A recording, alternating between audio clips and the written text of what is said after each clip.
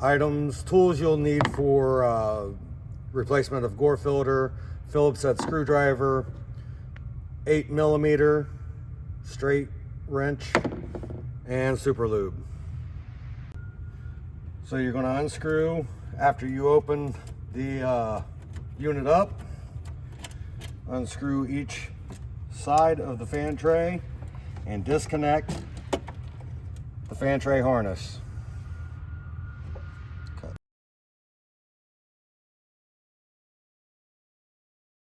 So to remove fan tray, you're going to lift straight up and pull straight out.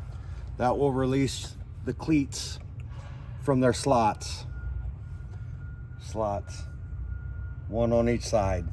To remove the Gore filter, you first need to remove these two nuts.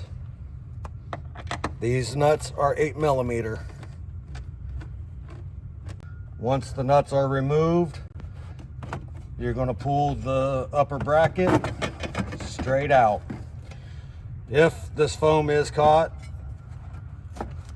you just have to kind of rip it a little bit.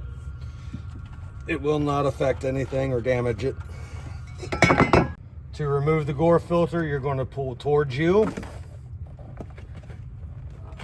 and work it up.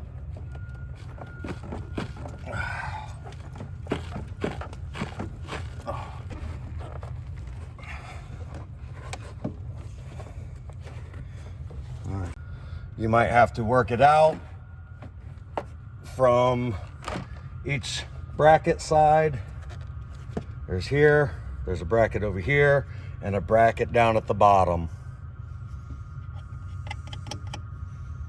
You're going to take the super lube and you're going to put a thin coat on this rubber gasket.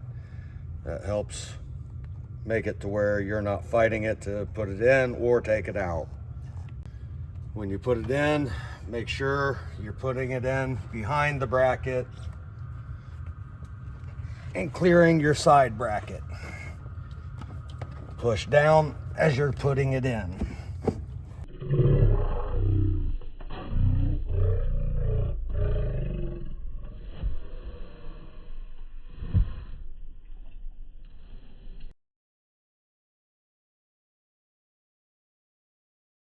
And now the same way you took it out, you're just going to reverse the steps to put it back in.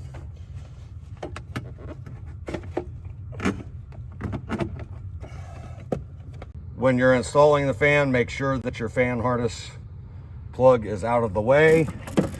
Put each cleat in its respective slot and tighten by hand.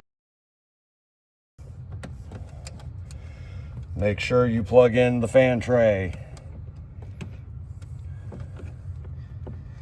That is plugged in, and we are good to go.